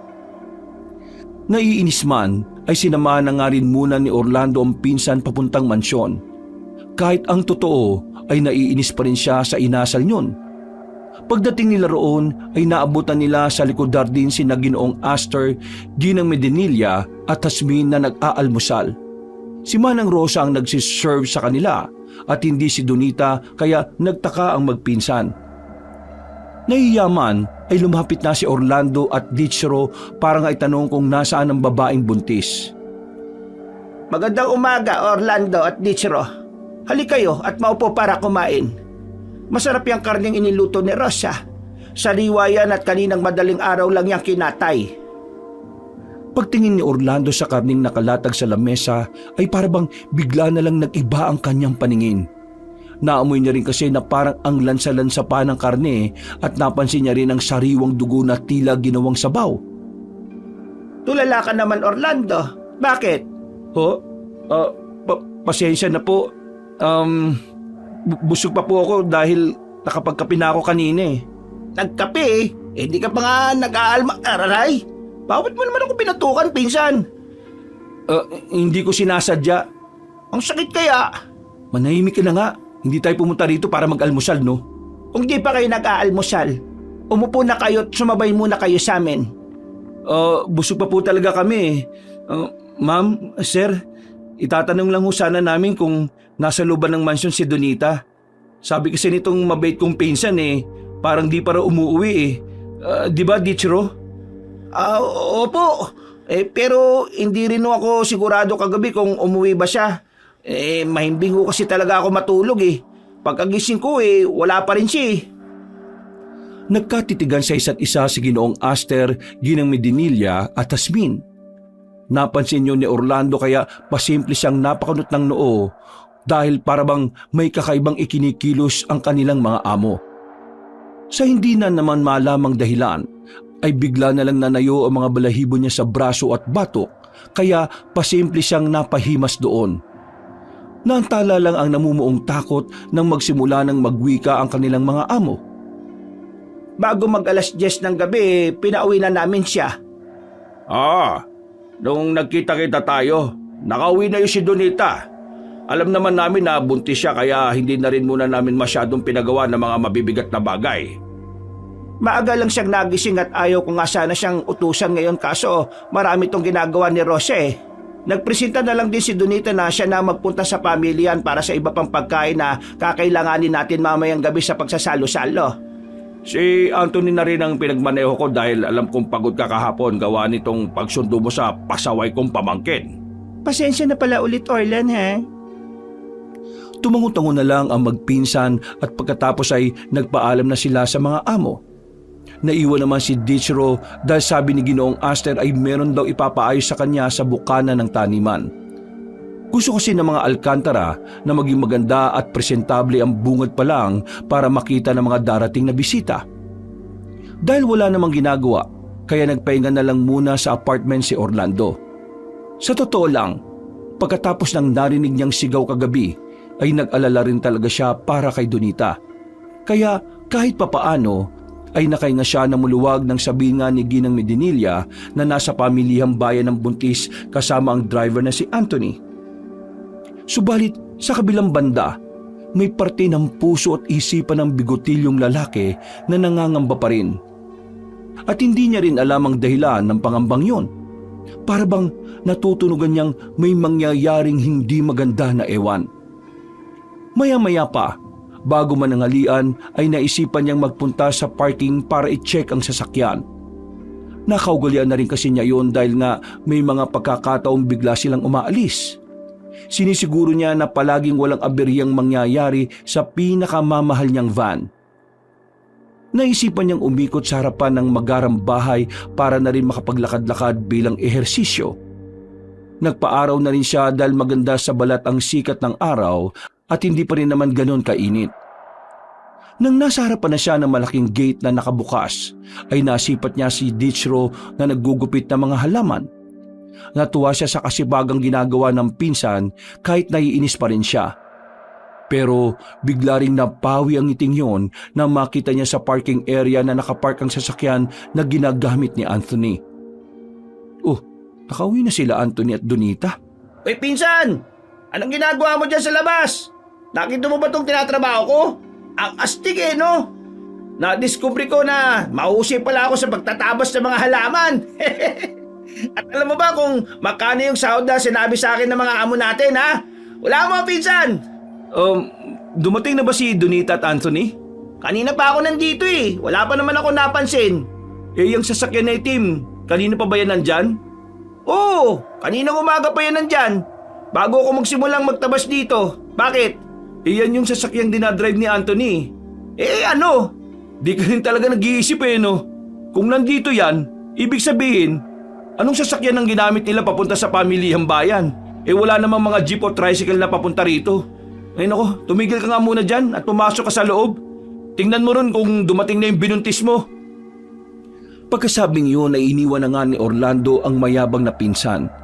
Dumiretso siya sa dirty kitchen na nasa likurang bahagi ng magarang bahay at malapit lang din sa shortcutan papuntang apartment at sa malawak na taniman. Pagpasok ay nakita niya roon si Manang Rosa na katatapos lang magluto. Sinipat-sipat niya si Donita pero hindi niya nakita kaya nagtanong na siya sa mayordoma.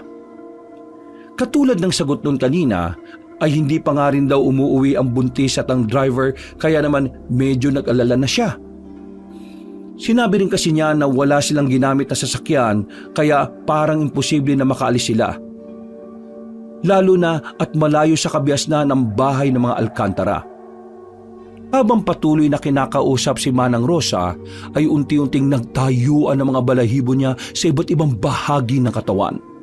Kinukutuban na naman kasi siya at alam niya sa sarili na may hindi talaga magandang nangyayari sa mansyon na yon. Pakiramdam niya ay may mga maliliit na dagang nagkakarirahan sa kanyang puso at parabang gusto nitong butasin ang kanyang dibdib para makakawala. Napahawak siya roon habang pinagmamasdan ng mayordoma na tila nagtataka naman sa reaksyon niya. At para mawala ang nerbiyos ay uminom na lang siya ng tubig hanggang sa eksakto rin ang pagdating ni Jasmine na tila nagulat pagkakita na parabang namumutla siya. Ayos ka lang ba, Orlan? Namumutla ka yata, ha? Humugot muna ng malalim na hininga ang bigotilyong driver hanggang sa kumalma na siya. Pagkalaon ay nilingon niya ang mayuming babae bago pilit nang initian yun. Pangiti-ngiti ka lang dyan. Ano bang nangyayari sa'yo? Parang kaninang agaan pa kita napapansin na wala sa sarili ha. May problema ka ba? Ha? Ayos lang naman ako. Itatanong ko lang sana kung nandyan na sina Anthony at Donita. Oo, kadarating lang nila. nandun na si Donita sa likod kasama yung asawa niya. Punta mo sila roon para makita mo. Ha? Sige. Salamat ah. Pupunta na sana ni Orlando sina Dichro at Donita sa likod ng maggarang bahay pero biglang tumunog ang cellphone niya. Nang makitang rumehistro ang pangalan ni Ginang Medinilla ay kaagad niya yung sinagot. Inutos nga ng amo niyang babae na ipagmaneho para sundin ng mga kaibigan niyang bibisita. Dahil nakaayos naman na kaya dumiretso na kaagad ang lalaki sa parking kung saan niya naabutan ng matandang Ginang. Aba, ang bilis mo Orlando ah. Pasensya na mukhang nagpapahinga ka yata. Nagpapasundo na kasi yung mga kaibigan ko dahil gusto nilang matikman kagad yung masarap na putahe habang sariwang-sariwa pa. O, tara na. Sige ho, madam. Wala na nga silang inaksayang oras. Kagad nagbiyahe si Orlando at Ginang Medinilla para nga magsundo ng mga bisita. Nang mapadaan sila sa kabayanan ay medyo masikip na ang daloy ng trapiko dahil sa kaliwat ka ng mga tao na nanonood sa parada. Gumawa na lang ng paraan ng lalaking bigotilyo para makalis kagad sila sa lugar na yon. Ilang saglit pa ay nagtaka siya dahil parang napakaliblib na ng kanilang pinupuntahan. Kaya tiningnan niya sa rearview mirror ang among babae at tinanong, Madam, mawalang galang na ho ah. Tama ba itong tinatahak nating daan? Parang ngayon lang kasi ako napadpad dito eh. Huwag ka mag-alala dahil nasa tamang daan tayo. Ayun na yung lumang bahay, oh. Nang lingunin ni Orlando ang nasabing bahay ay nangilabot na naman siya. Parang katulad lang kasi yun ng mansyon ng mga Alcantara pero mas luma at mas maliit. Hindi na siya nagpark sa loob ng bakuran katulad ng bilin ng among babae. Sa tapat ng malaking puno ng balete ay doon niya ipinwesto ang van at naghintay na lang siya sa amo. Sa kanya lang namalaya na nasa 4:00 na pala ng hapon. Mabuti na lang din pala ay nakakain siya ng tanghalian bago sila umalis. Habang naghihintay sa amo ay muli siyang napatingin sa nasabing bahay. Napakunot siya ng noo pagkadaka matapos muling makaramdam ng kakatuwang bagay. Ang weirdo talaga ng mga mayayaman dito sa probinsya. Yung mga bahay nila parang ewan. Para mga haunted house na o tirahan ng mga mayayamang mangkukulam. Ew! Malaki ang paniniwala ni Orlando sa mga multo, demonyo at mangkukulam dahil usong-uso yun sa kanilang probinsya at may mga ebidensya na rin patungkol dito. Kaya lang, pagdating sa usapang aswang ay hindi siya masyadong bilib. Sa probinsya kasi kung saan siya lumaki, ni isang beses ay hindi pa siya nakakakita ng kahit na anong uri ng aswang. Kaya para talaga sa kanya ay katang-isip lang ang mga yon. Natigilan siya sa pagmumuni-muni nang biglang umihip ang hangin. Dahil nakabukas ang bintana ng van sa tabi niya, kaya naramdaman niya ang malamig na samyo ng hangin. Napatingin siya sa puno ng balete lalo na nang maglaglaga ng mga dahon ng nasabing puno. Hanggang sa makarinig na nga siya ng nakakakilabot na alulong ng kung anong hayop mula sa hindi kalayuan. Dahil sa napapalibutan ng mga kapunuan ng lugar kaya napabalikwas siya. Isinarado niya kaagad ang bintana at nagmasid-masid sa paligid. Naknang teting naman oh. Ano yun? Bakit ganitong oras may umaalulong na aso? Teka, aso nga ba talaga yun? Tsaka parang galing sa loob ng nilulumang bahay na yun ah. Natigilan na siya matapos maalala ang amo niyang babae. Nag-aalala siya para rito kaya kahit kinakabahan ay lumabas siya ng sasakyan. Wala nang nakakakilabot na alulong ng kung anong hayop pero nandun pa rin ang takot at kaba sa kanyang puso. Nagdire-diretso siya hanggang sa makapasok sa loob ng bakuran. Tinungo niya kagad ang main entrance ng bahay at pagpasok niya doon ay mas lalo siyang natakot. Paano ba naman kasi ay napakadilim ng loob na akala mo talaga ay parang inabandona na. Napabuntong hininga siya at napalunok habang napapasign of the cross. Naghahalo-halo na rin ang tumatakbo sa isip niya kung tutuloy pa ba siya o hindi. Ano bang klaseng bahay ito? Dito ba talaga pumasok si Madam? Nakarinig na siya ng mga ingay sa hindi kalayuan pero nakakakilabot pa rin ang bagay na yon na akala mo ay mga bumubungis-ngis na halimaw. Nang mapunta siya sa kusina, ay ganun na lang ang gulat niya nang makita sa lumang center table ang mga prutas na nabubulok at inuuod na. May kakaibang amoy at lansa rin siyang naaamoy kaya napatakip na lang siya ng ilong at nagpatuloy sa paggalugad ng lumang bahay. Hanggang sa makakita siya ng nag-aagaw na liwanag sa bandang dulo ng hagdan. May mga kakaibang ingay din siyang naririnig doon at kakaibang amoy ng langis na parang nakakasuka. Napatras siya pero ang tingin ay nanatili sa nasabing pinto. Subalit natigilan siya at nagulat nang merong tumapik sa kanyang likuran. Kamuntikan niya pang mamura at masuntok yon. Mabuti na lang din ay narinig niya ang boses ng among babae kaya bumalik din siya sa ulirat. Orlan, ano ginagawa mo rito? Sabi ko sa iyo doon ka na maghintay sa sasakyan, hindi ba? Pasensya na po, madam. Tara na, nandito na mga kaibigan kong bibisita sa bahay. Nang lingunin niya ang higit-6 na kataong matatanda na rin ay napabuntong hininga na lang siya. Subalit sa kabila ng banda ng kanyang isip ay alam niyang mayroong kakaiba sa mga taong kasama niya. Nakangiti lang kasi ang mga yun na makahulugan at ang mga tingin ay para na siyang binabalatan ng buhay. Nakakapagtaka lang din na sa kabila ng katandaan ay para pa rin sila mga mukhang artista at model sa pelikula. Mabilis na lumipas ang oras. Eksaktong kumagat na ang dilim pagdating nila sa mansyon ng mga Alcantara. Nang lingunin niya ang mga bisita sa rearview mirror ay parang meron siyang kakaibang nakita sa mga yon. Hindi niya lang masyadong pinagtuunan ng pansin dahil nga sa nagmamadali na silang makapasok. Para bang sabik na ang mga yon sa mga pinagsasaluhan sa malaking pasyon ng taniman ng halaman. Arlan, saan ka ba pupunta? Babalik po muna sana ako sa apartment, madam. Baka po nandun pa yung pinsan ko at si Donite eh. Sabay-sabay na lang siguro kami pupunta ron sa patio. Magpapalit lang din po ako ng damit dahil medyo maasim na po yung amoy ko eh. Ganun ba? Pero nasisiguro ko sa iyo na nandoon na si Dichero at Donita sa patio. Bilisan mo na lang kaagad ha. Opo. Palis pa lang si Orlando nang bigla namang dumating si Ginoong Astor na siyang sumalubong sa mga bisita. Tara na sa loob dahil sigurado akong masarap ang pinaluto kong karne kay Rosa. Ginawa ko talagang espesyal yon para sa pagdating ninyo. At sigurado akong malinamnam at sariwang-sariwa mga pagkain. Natikman ko na kagabi kaninang umaga ang mga luto niya. Napakasarap talaga. Sa tagal ng panahon, ngayon na lang tayo nakatikim ng ganong klaseng karne. Salamat din at kahit papano pinaintulutan tayo makatikim ng samahan dahil sa pista naman ng bulaklak sa ating probinsya. Sabay-sabay natin pagsaluhan ng napakasariwang handog sa atin. Habang nagkakatinginan ng lahat, ay nakakaramdam na naman si Orlando ng kakaibang takot habang nakikinig.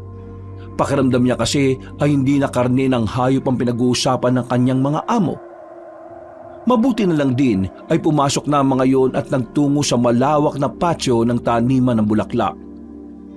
Patakbo nang bumalik si Orlando sa apartment at kaagad nagbihis dahil ayaw niya ring magpa-VIP sa mga amo. Excited man dahil ito ang unang pagkakataon niya na makakasalo sa pagdiriwang na yon, pero nandun pa rin ang kaba niya na hindi niya maintindihan. At katulad nga ng sinabi ni Ginang Medinilla, wala na nga si Dichero at Donita sa apartment. Nauna na nga mga yon sa patio kaya nagmamadali na rin siya. Nagmamadali na nga siya at pagdating sa bungad ng taniman ng bulaklak ay naririnig na nga niya ang mga ingay. Pero habang papalapit siya ng papalapit ay mas lalong lumilinaw ang ingay na naririnig niya.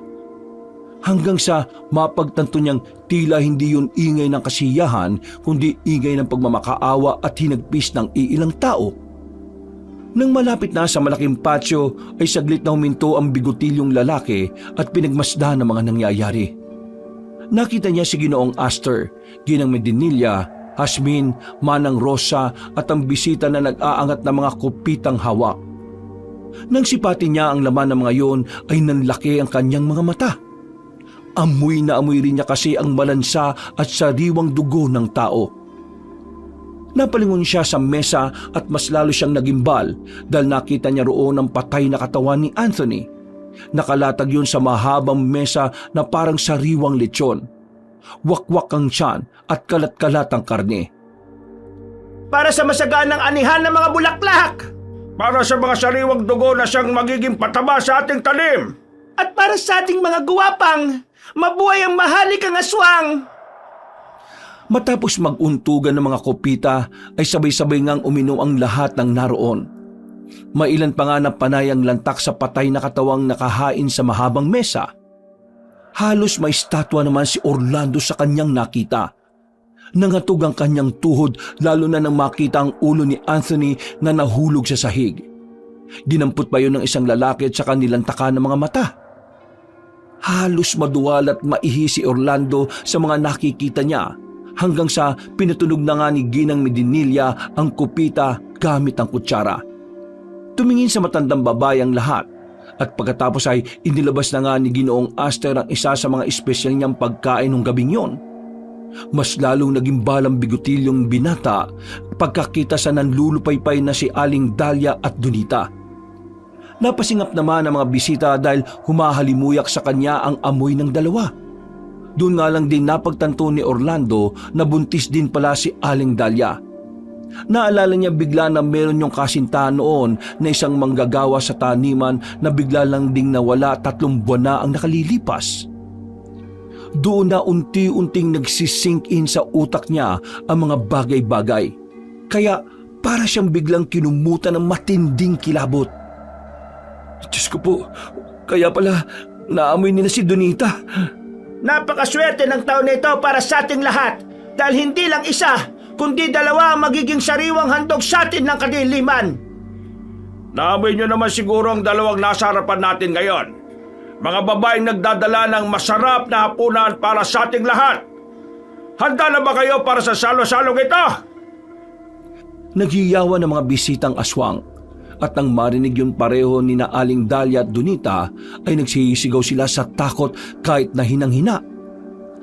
Pareho na kasing duguan ng 2 dahil natabasa na sila ng ilang parte ng karne sa bandang hita bilang patikim sa mga bisita.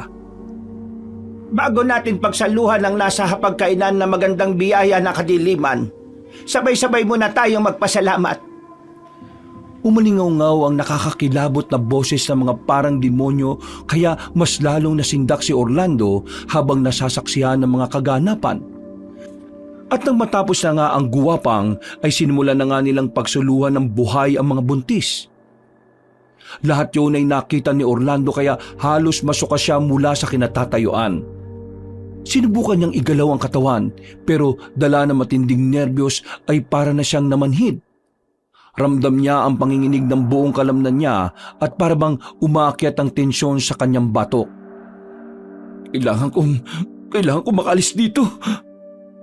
Hindi na niya halos natapos ang sinasabi sapagkat ang lahat ng nasa hapagkainan ay biglang naglingunan sa kinaroroonan niya. Sabay-sabay yung nagngitian sa kanya habang nilalantakan ng 2 buntis na nag-aaway buhay na. Gumalaw ka, Orlan! Ano ba? Dahil sa matinding takot ay para nangang natuod si Orlando. Pakiramdam niya rin tuloy ay parang tumigil ang pagtibok ng kanyang puso at sinundan na yun ng unti-unting pagdilim ng kanyang paningin. Nagabol na rin siya ng hininga at nang mapalingon sa mga aswang ay mas lalo lang siyang natakot. Halos naliligo na kasi ang mga yun sa dugo nang nilalantakan nilang biktima habang nakangiti at nakatingin pa rin sa kanya. Orlando! Orlando! Dahil sa katapatan mo, halika't makibahagi sa pagsasalo-salong ito! Salamat sa magandang handog na binigay mo sa amin, Orlan. Kung di mo dinala sa lugar na ito ang asawa ng pinsan mo hindi kami makakadalawang buntis kayong taon na ito. Bilang pabuya sa iyong ginawa, nagkaisa ang mga guwapang na gawin ka ring kauri namin. Kaya humanda ka at magpasalamat dahil mabibiyayaan ka ng kapangyarihang panghabang buhay. Tulong! Tulong! Nagtawanan lang ang mga aswang habang pinagmamasdan ni Orlando na sinisikap na makaalis sa lugar na yon. Subalit pinangibabawan na talaga siya ng pagkasindak kaya tuluyan na siyang nanghina at natumba. Kitang-kita pa niya kung paano ubusin ng mga aswang ang 2 buntis na parang malambot at natural na karne lang. Pagkatapos noon ay napapikit na lang siya at nagpaagos sa kung anuman ang mangyayari. Ang huli niyang narinig ay isang malakas at nakakakilabot na alulong pero hindi na niya ito inintindi pa dahil sa matinding pagod na nararamdaman. Ang huling natatandaan niya lang ay merong lalaking humatak sa kanya palayo sa lugar na yon. Nahapyawan ng paningin niya si Dichro. Pero dahil sa sobrang panghihina ay hindi na talaga niya kinaya. At makalipas ang ilang saglit ay bigla na lang napabalikwas ng bangon si Orlando. Matapos makarinig ng pamilyar na boses mula sa hindi kalayuan. Hindi na niya inalintana kung nasan siya dahil ang mahalaga sa kanya sa ngayon ay makaalis sa lugar na yon. Marahan niyang iminulat ng kanyang mga mata habang pinakikinggan ng nasabing boses. Nang maging malinaw na ang lahat, ay sakalang tumatak sa kanya kung kanino ang tinig na naririnig kanina pa. Pinsan! Pinsan!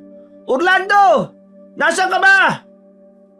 Dali-daling napabangon ng bigutilyong lalaki pero natigilan din siya sapagkat nananakit ang kanyang ulo.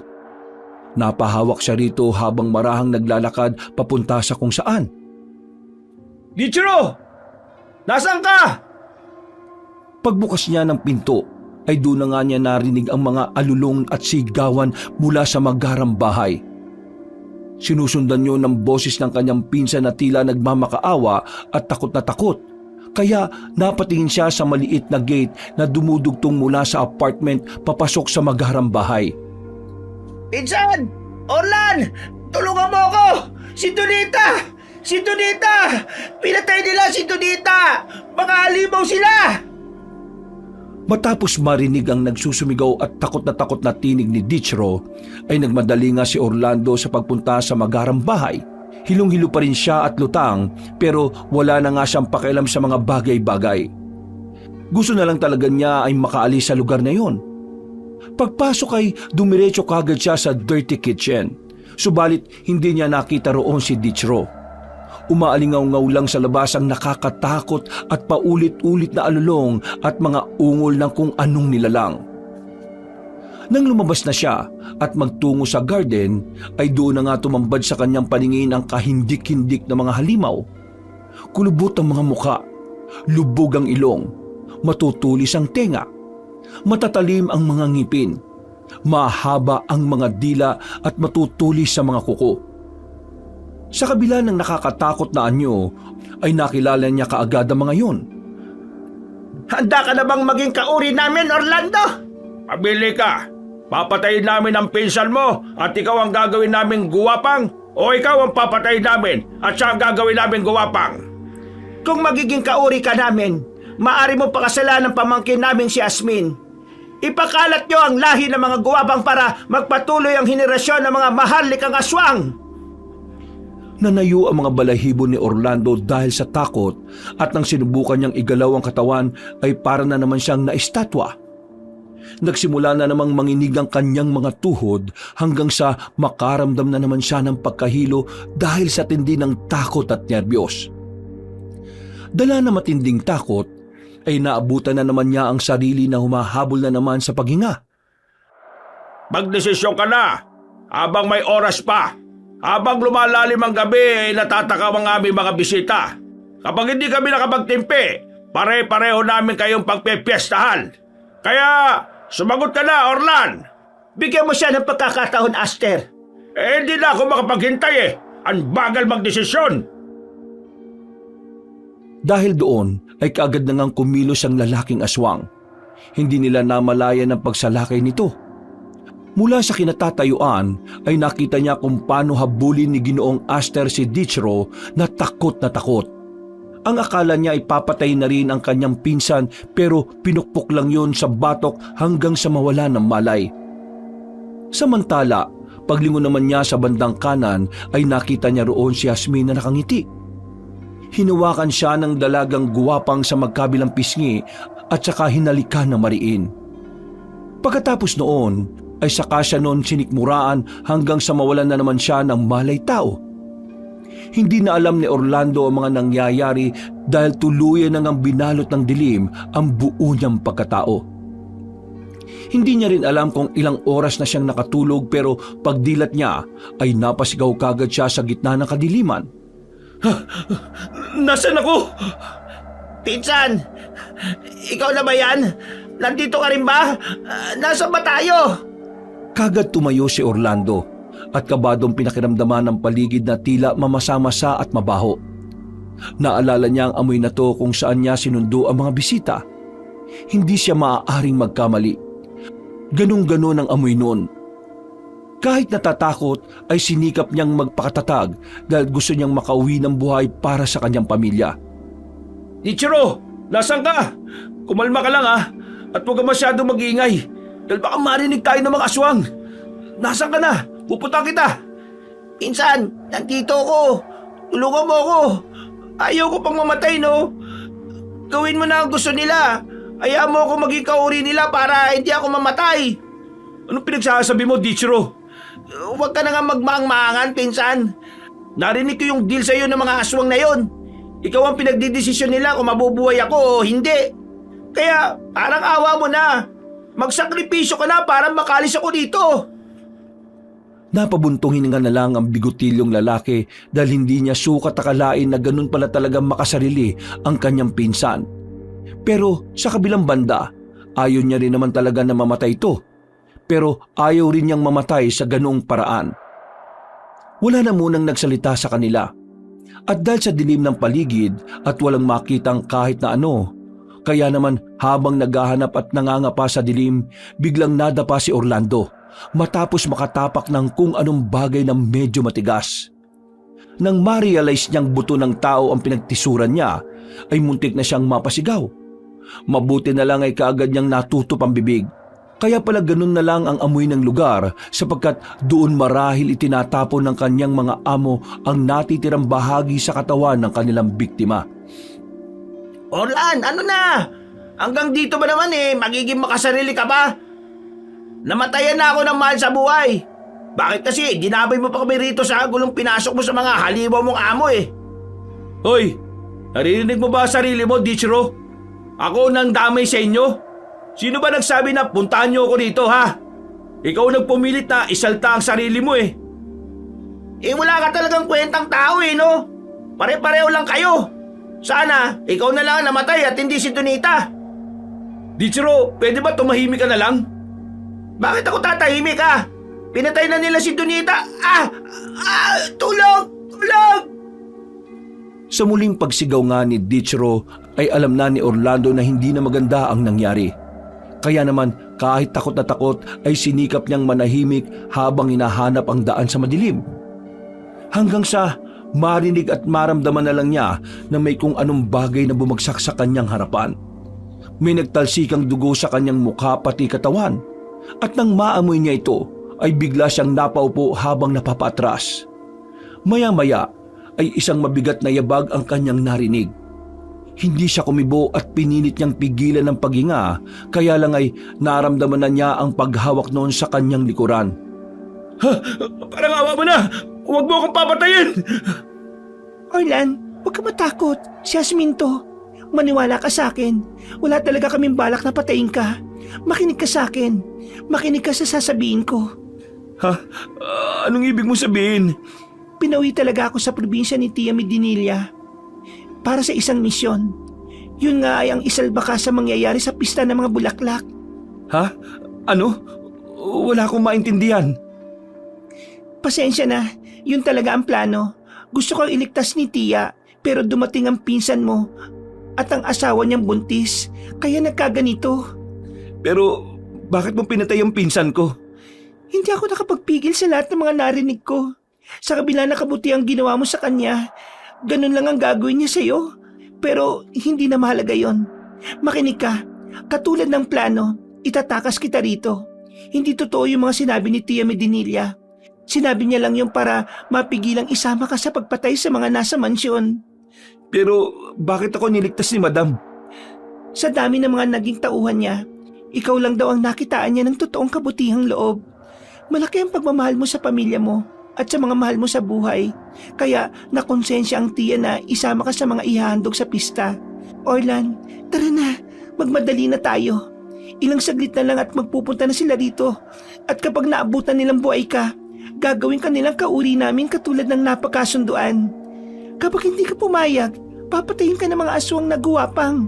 At kapag nangyari yon, hindi na namin yun kayang pigilan ni Tia Medinilla. Lalo na kapag si Tio Aster na ang nagdesisyon. Kaya tayo na. Naiiyak man dahil sa nangyaring pagkamatay ni Dichro ay wala na ring nagawa si Orlan. Kahit nangihina ay pinilit niya ang sarili na makaalis sa lugar na yon. Sa tulong na rin ni Jasmine, kahit papaano ay naging madali ang lahat. Gamit ang van na palagi niyang minamaneho ay lumayo na nga kaagad sila sa lugar na yon. Hanggang sa bago sumikat ang araw ay narating nila ang seaport. Nang pababa na ng sasakyan si Orlando ay saglit siyang pinigilan ng dalaga at saka hinagka na mariin. Nagulat naman siya dahil yun ang ikalawang pagkakataon na mahalikan siya ng babae. Kunin mo yung bag na nasa tabi mo. Dalhin mo yan at siguraduhin mong huwag mong iwawala. Ha? Ano to? Buksan mo.